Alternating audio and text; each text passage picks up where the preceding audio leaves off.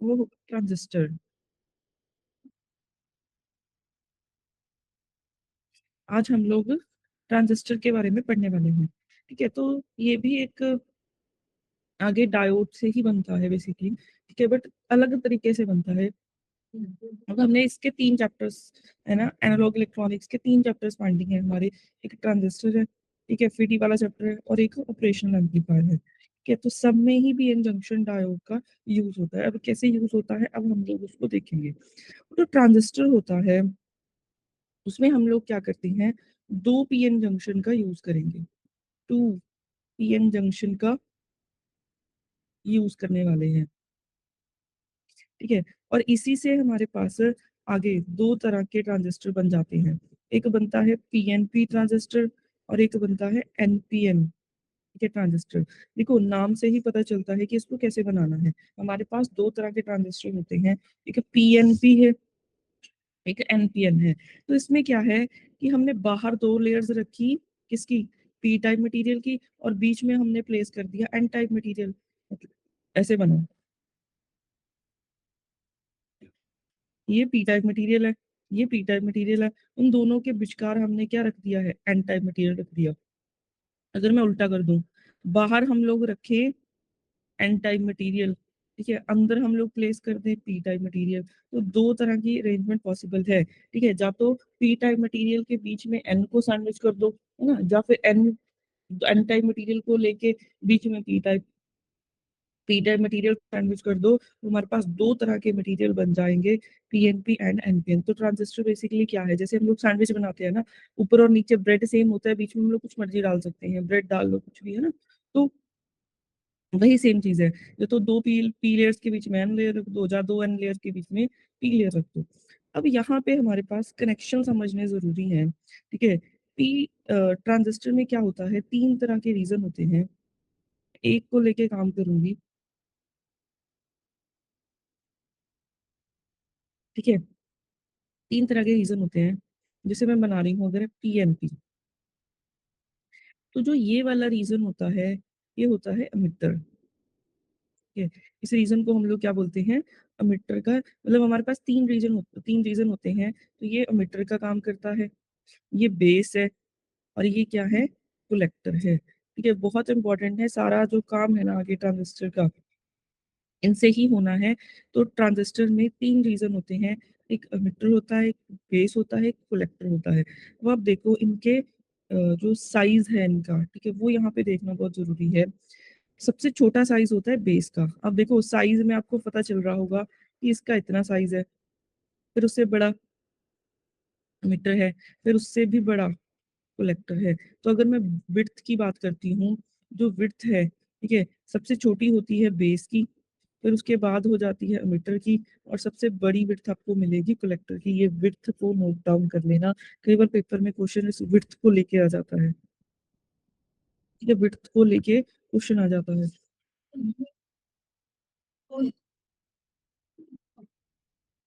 उसके बाद एक इसमें ना डोपिंग के ऊपर क्वेश्चन आ जाता है। ठीक है, कि किसमें हम लोग कितनी डोपिंग जो है वो रखते हैं। ठीक है, किसमें कितनी डोपिंग रखते हैं, उसके ऊपर क्वेश्चन बन जाता है। तो अमीटर जो है उसमें सबसे ज्यादा डोपिंग रखी जाती है, फिर होती है कलेक्टर में, फिर उसके बाद होती है बेस में।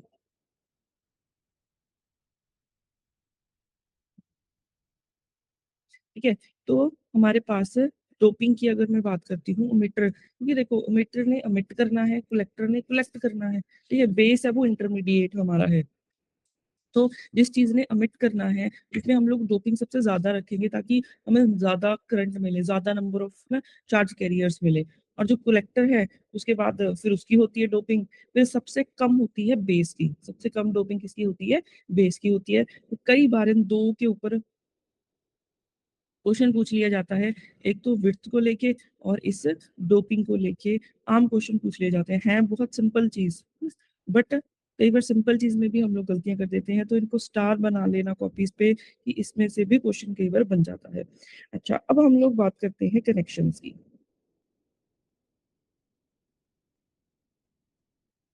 जैसे 3 रीजन है हमारे पास, एक अमिटर है, एक बेस है, और एक कलेक्टर है। ठीक है, 3 रीज़न है। जो एमिटर और बेस रीज़न है, ठीक है, एमिटर और बेस रीज़न है, उसको हम लोग, ठीक है, ऑलवेज़ क्या करते हैं, फॉरवर्ड बायस रखते हैं, ठीक है। इसको याद रखो कि जो एमिटर वाली साइड होती है, एमिटर को हम लोग ऑलवेज़ फॉरवर्ड बायस रखते हैं। ऑलवेज़ क्या है, फॉरवर्ड बायस रखते हैं। और जो कलेक्टर होता है, उसको हम लोग ऑलवेज़ रिवर्स बायस रखते हैं।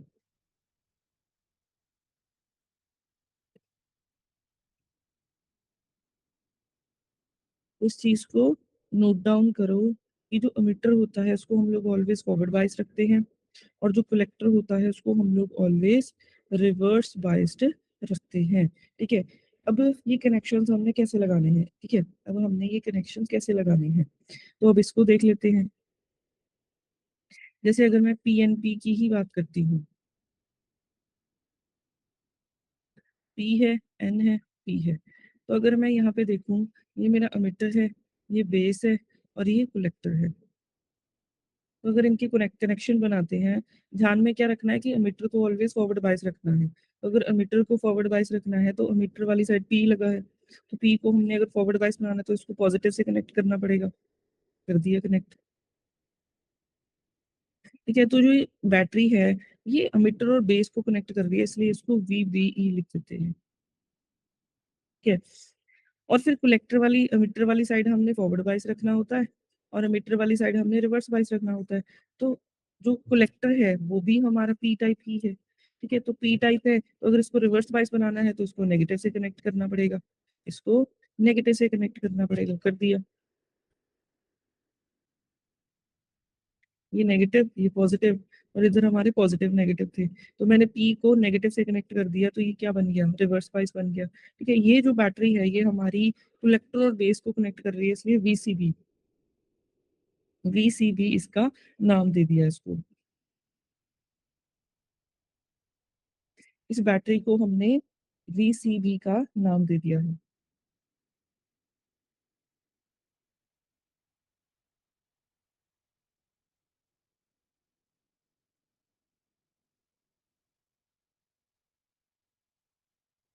उसके बाद एक चीज़ यहाँ पे ना और नोट करने वाली है, वो चीज़ क्या नोट करने वाली है? देखो, एक ये बैटरी है, एक ये बैटरी है। इसमें से ज़्यादा पावर की बैटरी कौन-सी है? जो ये आउटपुट वाली है ना, ये वाली वीसीबी है, ये ज़्यादा पावर की बैटरी है, ठीक है? ये हायर पावर की बैटरी है। अच्छा, यहाँ पे देखो, इधर से ना हम लोग जो ये वाला कनेक्शन होता है, इसको हम लोग इनपुट बोलते हैं और इसको हम लोग क्या बोलेंगे? आउटपुट कनेक्शन बोलेंगे। ठीक है? तो हम लोग बोल सकते हैं कि एमिटर से हम लोग इनपुट दे रहे हैं। यहाँ से अगर मैं 1 मिनट देखो, इधर से हम लोग इनपुट दे रहे हैं, फिर बेस से पास होता-होता फिर आगे ये कलेक्टर तक पहुँच जाता है, ठीक है? तो यहाँ से ये हमारा इनपुट कनेक्शन हो गया और ये हमारा क्या हो गया है? आउटपुट कनेक्शन हो गया है। ये हमारा इनपुट कनेक्शन है और ये हमारा क्या हो गया है? आउटपुट कनेक्शन हो गया है।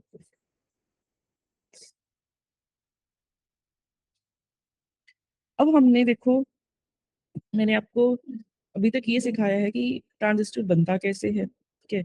और उसमें क्या-क्या कनेक्शंस होते हैं, क्या-क्या रीज़न्स होते हैं, ठीक है? अब हमें एट द एंड ये चीज़ पता चली कि 2 तरह के कनेक्शन लगे, एक इनपुट साइड है और एक आउटपुट साइड है। तो हम लोग अभी ना आगे चल के 2 तरह की कैरेक्टरिस्टिक्स के बारे में पढ़ेंगे, ठीक है? एक इनपुट कैरेक्टरिस्टिक्स होंगी, क्योंकि 2 तरह की बैटरीज़ लगी हैं। एक इनपुट वाली साइड लगी है, एक आउटपुट वाली साइड लगी है। तो एक इनपुट कैरेक्टरिस्टिक्स के बारे में पढ़ेंगे, एक हम लोग आउटपुट कैरेक्टरिस्टिक्स के बारे में पढ़ेंगे। वन बाय वन देखेंगे इसको,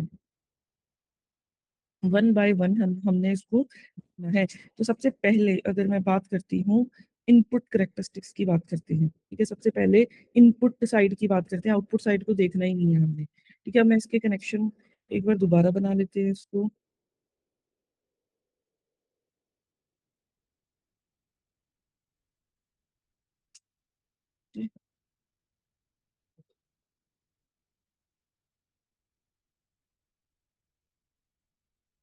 ये पी है, ये एन है, ये पी है,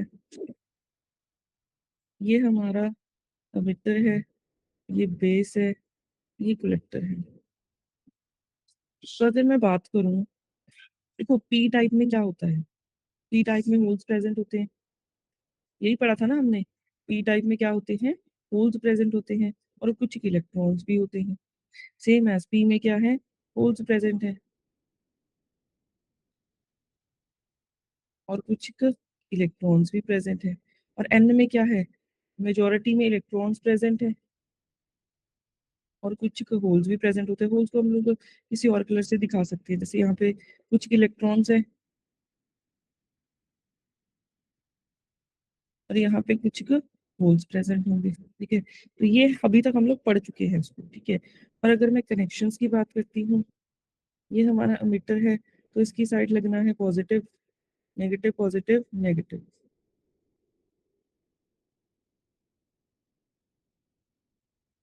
इस बैटरी को हम लोग देंगे 20 VE का नाम। फिर इधर कनेक्शन लगा है, ये कलेक्टर है। ठीक है, ये ऑलवेज फॉरवर्ड बाइस होता है, ये ऑलवेज रिवर्स बाइस होता है। तो पी को कनेक्ट कर दो नेगेटिव के साथ,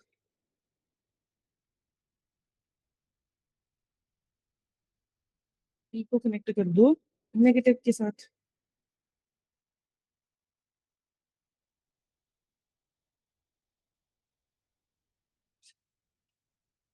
अब यहाँ पे क्या है, अब यहाँ पे हमारे पास, तो अब हमने इनपुट वाली साइड सारा बात करनी है। ये इनपुट है, ये आउटपुट है। ठीक है, हमने इनपुट साइड बात करनी है, तो आउटपुट साइड में बात ही नहीं करूंगी। ठीक है, एक चीज देखो नोट डाउन करना, कि जब भी मैं इनपुट की बात करती हूँ, इनपुट करेक्टरिस्टिक्स की बात करूंगी, तब हमने क्या करना है, आउटपुट को नहीं देखना। जो आउटपुट में बैटरी लगी हुई है सीबी, इसको हमने कांस्टेंट रखना है। जब हम लोग आउटपुट करेक्टरिस्टिक्स की बात करेंगे, आउटपुट करेक्टरिस्टिक्स की बात करेंगे, तब हमने क्या करना है, इनपुट को नहीं देखना। तो इनपुट में क्या है, VBE है, तो इसको कांस्टेंट रखना है हमने। ठीक है, तो हमारे पास दो तरह के करेक्टरिस्टिक्स हैं। एक होता है एक होता है इनपुट करेक्टरिस्टिक्स और एक है आउटपुट करेक्टरिस्टिक्स। तो ठीक है, तो इनपुट करेक्टरिस्टिक्स में क्या होता है, हमने आउटपुट वाली बैटरी को कांस्टेंट रख देना है। जो आउटपुट करेक्टरिस्टिक्स है उसमें हमने इनपुट वाली बैटरी को कांस्टेंट रख देना है। ठीक है, तो अब यहाँ पे हमने इस चीज को ध्यान में रखते हुए बात करेंगे। आउटपुट की मैं बात ही नहीं करूंगी, जो VCB है, ठीक है, उसको हमने रखा है कांस्टेंट।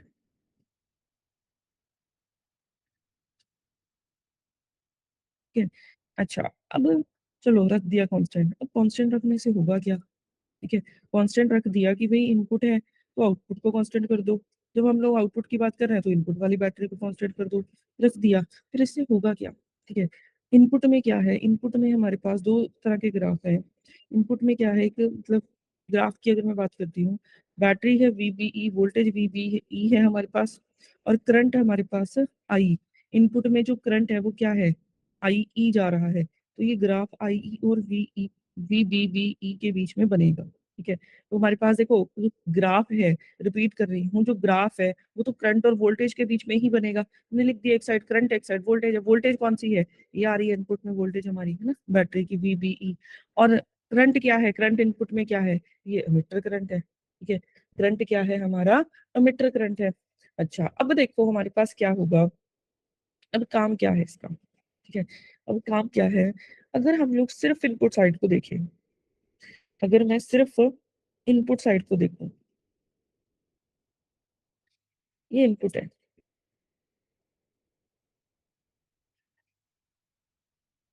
ये इनपुट है हमारी, सिर्फ इतना पार्ट को देखना है आपने। तो दिख नहीं रहा आपको पीएन जंक्शन की तरह, ये एक पी टाइप है, एक एन है। पीएन जंक्शन बना हुआ है, पी साइड पॉजिटिव है और एन साइड नेगेटिव है। तो ये क्या है, फॉरवर्ड बाइस का है। ठीक है, तो अगर फॉरवर्ड बाइसिंग है बेसिकली, तो इनपुट में अगर आप देखोगे कुछ भी नहीं, जस्ट फॉरवर्ड बाइसिंग है। और फॉरवर्ड बाइसिंग में क्या होता है, फॉरवर्ड बाइसिंग में जैसे अगर सिलिकॉन से बना हुआ है तो 0.7 वोल्ट के बाद करंट फ्लो होना स्टार्ट हो जाता है। तो अगर मैं इसका ग्राफ की बात करती हूँ, तो ग्राफ इसका ऐसे बन जाता है, जो इसका ग्राफ है वो ऐसे बन जाता है। ठीक है, तो ये तो हमने सीखा हुआ है, क्योंकि फॉरवर्ड बाइसिंग का जो ग्राफ है वो ऐसा ही बनता है। इसमें तो कुछ भी सोचने की, मतलब कुछ भी करने की कुछ भी जरूरत नहीं है। ठीक है, इसमें तो कुछ भी सोचने की, कुछ भी करने की जरूरत नहीं है।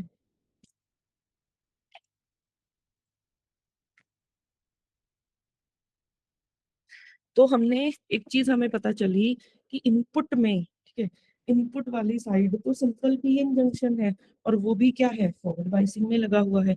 वो भी क्या है, फॉरवर्ड बाइसिंग में लगा हुआ है। तो अगर फॉरवर्ड बाइसिंग में लगा हुआ है तो फॉरवर्ड बाइसिंग का तो ग्राफ हमें आता है, ठीक है। यहाँ पे तो कुछ भी सोचने की कुछ भी जरूरत नहीं है कि ट्रांजिस्टर में ना क्या क्या है, कुछ भी।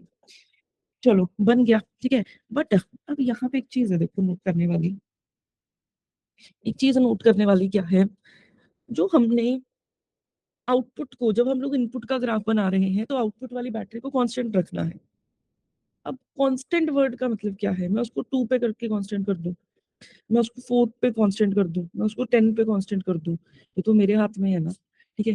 तो आउटपुट वाली बैटरी को कांस्टेंट रखना है हमने, ठीक है, आउटपुट वाली बैटरी को हमने कांस्टेंट रखना है, ठीक है।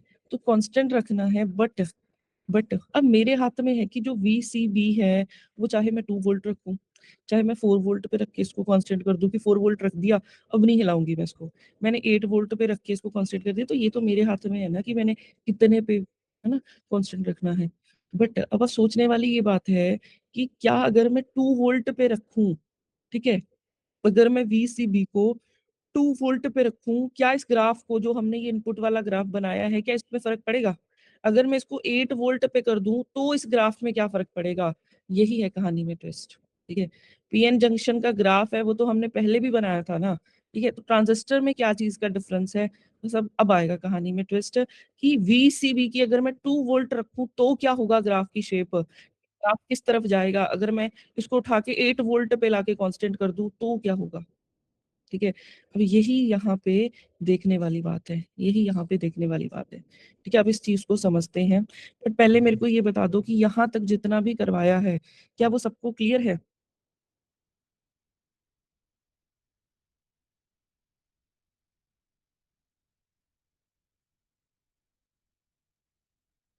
देखो जो मैं अभी करवाऊंगी ना, अभी करवाऊंगी, वो सारा बेस है, ठीक है, बेस है वो। अगर वो समझ में आ गया तो ट्रांजिस्टर में क्या आगे जाके FET मॉसफेट किसी चीज में कोई दिक्कत नहीं आएगी। तो जो अभी 10 मिनट है ना, बहुत ज्यादा कीमती होने वाले हैं, जो ट्रांजिस्टर FET मॉसफेट समझा जाएंगे आपको। तो ये पॉइंट्स जो मैं अभी बताऊंगी, ठीक है, इसको थोड़ा सा अब ध्यान से समझना है। इसी ग्राफ में चलो, इसी ग्राफ में बनाते हैं इसको। पहले मेरे को आप ये बताओ कि फॉरवर्ड बाइसिंग में डिप्लीशन लेयर कम होती है या ज्यादा होती है? फॉरवर्ड बाइसिंग में डिप्लीशन लेयर क्या होती है, क्या करती है, इंक्रीज होती है या डिक्रीज होती है? और रिवर्स बाइसिंग में डिप्लीशन लेयर इंक्रीज होती है या डिक्रीज होती है? बताओ फटाफट से।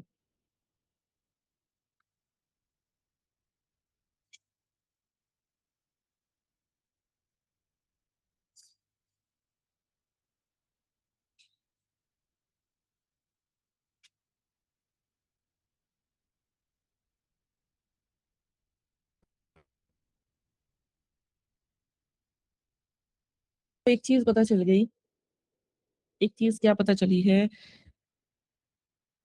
देखो क्या होता है, फॉरवर्ड बाइसिंग में जो डिप्लीशन लेयर है वो डिक्रीज करती है, डिक्रीज करते करते 0 पे पहुंच जाती है।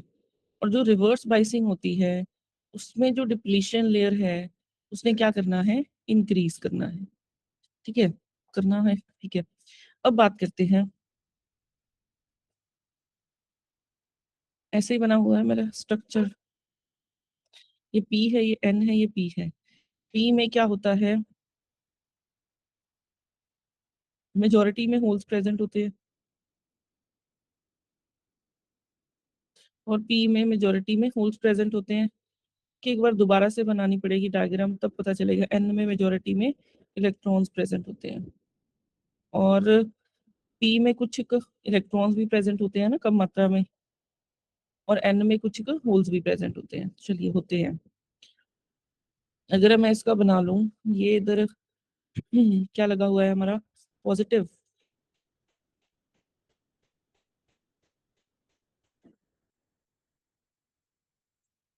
उसके बाद इधर आपके पास नेगेटिव है।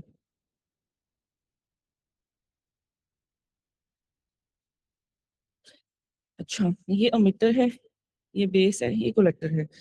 अब यहाँ पे देखो समझने वाली बात क्या है, ठीक है, ये डायग्राम मैंने बनाई क्यों है दोबारा से, समझने वाली बात यहाँ पे ये है कि अगर आप इस बेस को देखो, ठीक है, अगर आप इस बेस को देखो, बेस को इनपुट वाले इधर ये वाली जो साइड है, ठीक है, ये तो हमारी फॉरवर्ड बाइस हो रही है, ये जो साइड है ये क्या हो रही है, फॉरवर्ड बाइस हो रही है, और ये जो है इधर वाली साइड ये हो रही है रिवर्स बाइसिंग।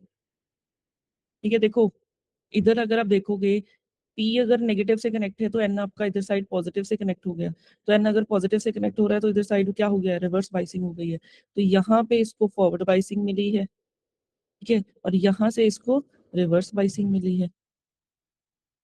तो यहाँ पे क्या हुआ, यहाँ पे हमारे पास एक साइड, ठीक है, उसको फॉरवर्ड बाइसिंग मिल रही है और एक साइड उसको रिवर्स बाइसिंग मिल रही है। ठीक है, जो फॉरवर्ड बाइसिंग है उसमें तो चलो कुछ भी नहीं है, फॉरवर्ड बाइसिंग में तो डिप्लीशन लेयर खत्म होते होते बढ़ेगी, तो क्या होगा, यहाँ पे डिप्लीशन लेयर बननी स्टार्ट हो जाएगी, यहाँ पे डिप्लीशन लेयर बढ़नी स्टार्ट हो जाएगी। ठीक है, जैसे जैसे रिवर्स बाइसिंग बढ़ेगी वैसे वैसे, रिवर्स बाइसिंग कैसे होगा, रिवर्स बाइसिंग कैसे होगा, देखो इनपुट वाली साइड क्या है, इनपुट वाली साइड कनेक्शन क्या लगा हुआ है, ये वीबी लगाई हुई है हमने, ठीक है, कलेक्टर वाली साइड पॉजिटिव आ रहा है और ये वाला अगर कनेक्शन देखोगे आप, ये नेगेटिव जा रहा है। ठीक है, तो अगर एन को नेगेटिव से कनेक्ट करेंगे तो वो फॉरवर्ड बाइसिंग होगा। ठीक है, अगर मैं उल्टा, अगर मैं इस वाली बैटरी की बात करती हूँ तो इस वाली बैटरी से इधर आपके पास नेगेटिव आ रहा है और इधर से आ रहा है पॉजिटिव, तो पी अगर एन के साथ नेगेटिव के साथ जुड़ा और इधर जो एन है वो आपका पॉजिटिव के साथ जुड़ा है, तो ये क्या हो गया, रिवर्स बाइस हो गया, है ना। तो ये वाला जो जंक्शन है वो फॉरवर्ड बाइस हो रहा है और ये वाला जो जंक्शन है वो क्या हो रहा है, रिवर्स बाइस हो रहा है।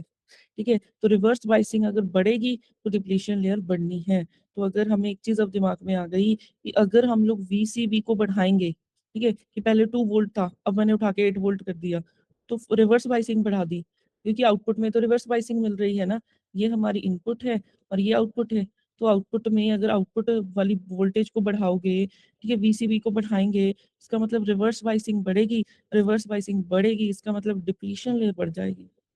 डिप्लीशन लेयर बढ़ने से क्या होगा, अब ये सोचने वाली बात है। ठीक है, डिप्लीशन लेयर बढ़ने से क्या होगा, अब ये सोचने वाली बात है। अब इस चीज को अगर हम लोग देखो ऐसे समझाऊं मैं थोड़ा सा,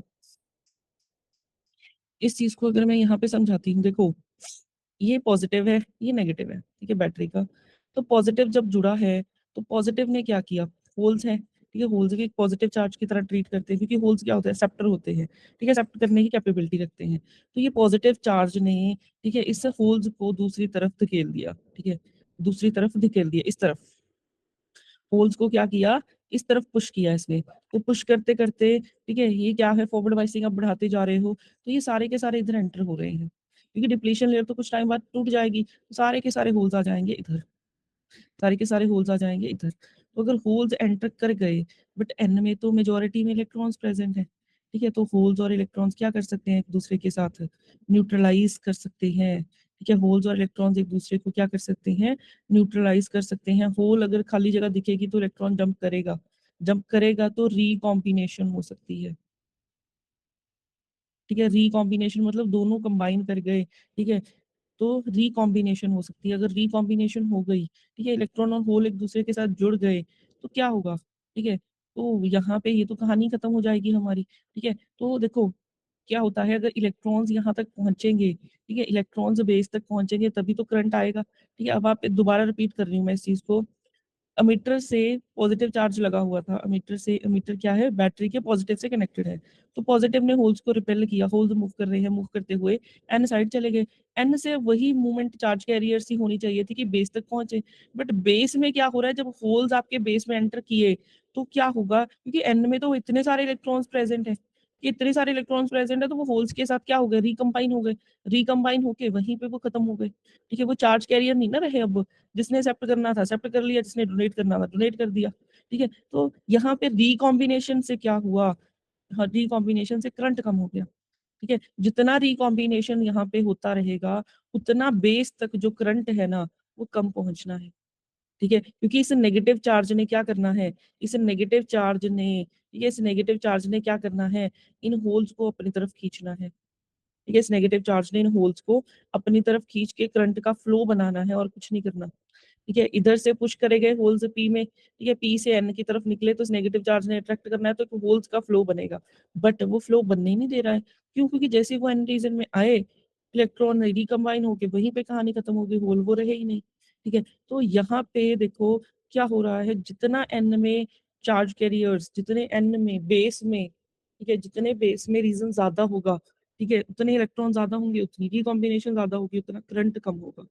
रिकॉम्बिनेशन से करंट कम हो जाता है। ठीक है, तो अब यहाँ पे देखो हम लोग क्या करते हैं, अगर वीसीबी, अगर वीसीबी एक तरफ मैंने 2 वोल्ट रखी हुई है, एक तरफ वीसीबी मैंने रख दी 8 वोल्ट। ठीक है, जो ये आउटपुट वाली बैटरी है उसकी बात कर रही हूँ। तो अगर 2 वोल्ट रखी, ठीक है, तो यहाँ पे मान लो सिर्फ इतना ही एरिया है ना, इतनी डिप्लीशन लेयर जो बन पाई, तो उससे हमारा करंट आया। ठीक है, आ गया करंट, उतने इसमें क्या होगा,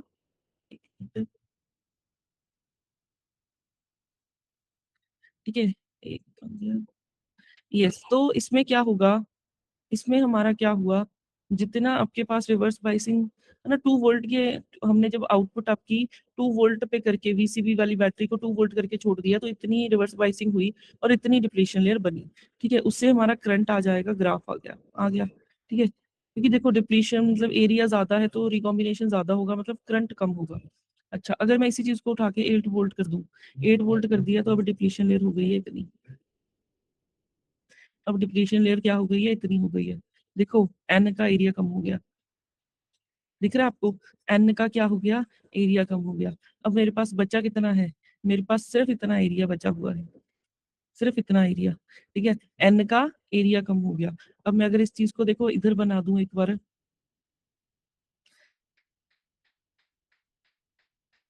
पहले ये पी है, ये एन है, ये पी है।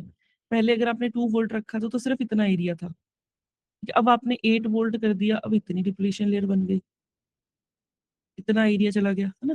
तो सिर्फ एरिया कितना बचा है, इतना एरिया बचा है।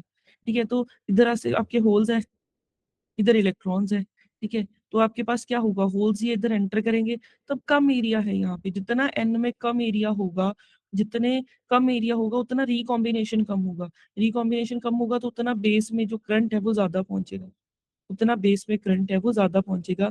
अब हमें एक चीज तो यहाँ से क्लियर हो गई, क्या चीज क्लियर हुई, कि अगर आप वीसीबी को, ठीक है, इंक्रीज करते हो, वीसीबी को इंक्रीज करते हो तो उससे क्या होता है, रिवर्स बाइसिंग इंक्रीज होती है, रिवर्स बाइसिंग इंक्रीज होने से रिकॉम्बिनेशन कम हो जाती है, रिकॉम्बिनेशन कम हो जाती है। ठीक है, रिकॉम्बिनेशन कम होगी, उतने करंट आपका इंक्रीज हो जाएगा।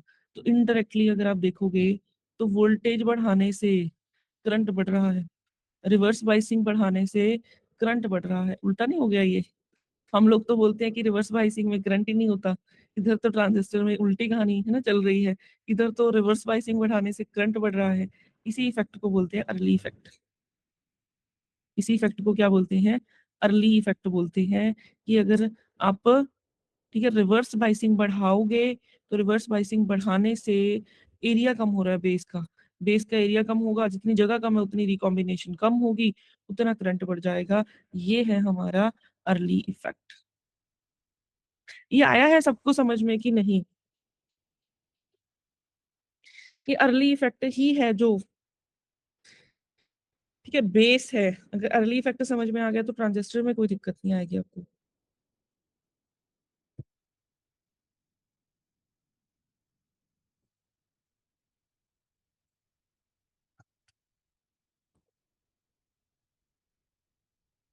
अब इसके ग्राफ पे आती हूँ मैं।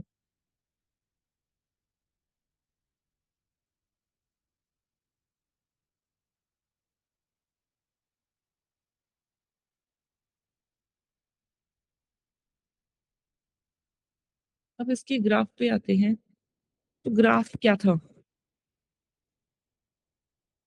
इनपुट करेक्टरिस्टिक्स की बात हो रही है। तो एक तरफ वीबीई का ग्राफ है, एक तरफ इनपुट में क्या है, करंट है आईई। तो जो इसका ग्राफ है वो कुछ ऐसा बनेगा। ठीक है, यहाँ पे मैंने रखा हुआ है कि जब जो आउटपुट वाली वोल्टेज है, वीबी, सॉरी, वीसीबी, वीसीबी क्या है? अगर ये 2 वोल्ट है मान लो, 2 वोल्ट है, ठीक है? अच्छा, यही ग्राफ क्या है? आगे की तरफ शिफ्ट हो जाएगा अगर वोल्टेज बढ़ गई। 1 मिनट थोड़ा दोबारा बनाती हूँ।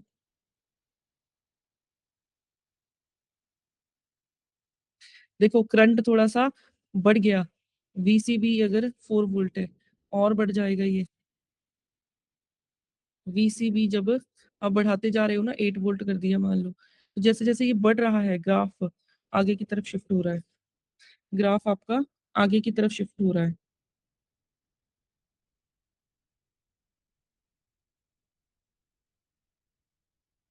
जैसे-जैसे रिवर्स बायसिंग बढ़ती चली जाएगी, वैसे-वैसे जो करंट है, ठीक है? वो आगे की तरफ ग्राफ आपका शिफ्ट होना स्टार्ट हो जाएगा। ये क्लियर है सबको ग्राफ? इसमें तो नहीं है कोई दिक्कत? एक चीज़ याद रखना, वीसीबी है ना, वीसीबी में क्या लगा हुआ है? वीसीबी में रिवर्स बायसिंग लगी हुई है। रिवर्स बायसिंग अगर फॉरवर्ड बायसिंग को पॉजिटिव से डिनोट करते हैं, वीसीबी रिवर्स बायसिंग को नेगेटिव से डिनोट करते हैं। तो अगर मैं यहाँ पे -2 वोल्ट लिखूँ तो ज़्यादा बढ़िया है। -2 वोल्ट हो गया, -4 वोल्ट हो गया, -8 वोल्ट हो गया, है ना? ये अगर मैं लिखूँ ज़्यादा अच्छा है, क्योंकि ये यहाँ से पता चल रहा है कि ये रिवर्स बायसिंग लगी हुई है। रिवर्स बायसिंग बढ़ा रहे हैं तभी ये आ रहा है, -4 वोल्ट, -8 वोल्ट। तो ये माइनस साइन इंडिकेट कर रहा है कि यहाँ पे रिवर्स बायसिंग लगी हुई है। तो ये हमारा था इनपुट का ग्राफ। तो आज हमने एक अर्ली इफेक्ट सीखा है कि क्या होता है। ठीक है, वैसे तो हम लोग नॉर्मली पढ़ते हैं कि रिवर्स बायसिंग बढ़ाने से करंट कम होता है, बट यहाँ पे रिवर्स बायसिंग बढ़ाने से क्या हुआ, रिकॉम्बिनेशन कम हो गई। बेस का जितना एरिया कम होगा उतना रिकॉम्बिनेशन कम होगा, उतना करंट बढ़ेगा, उतना करंट बढ़ना है। अब नेक्स्ट हम लोग जो करेंगे वो करेंगे आउटपुट करेक्टरिस्टिक्स।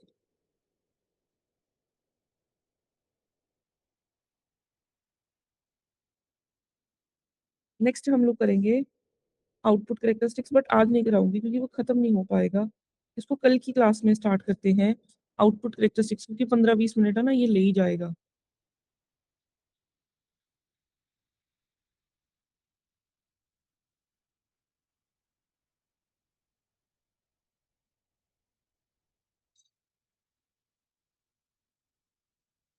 फाइव थर्टी पे क्लास कर दूं, मेरे को कोई दिक्कत नहीं है, ठीक है? 5:30 पे कर देंगे, बट कुछ दिनों में कर देंगे इसको, स्विच क्लास को 5:30 पे।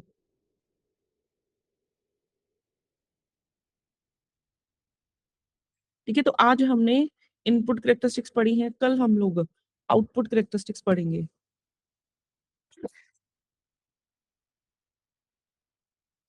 कल हम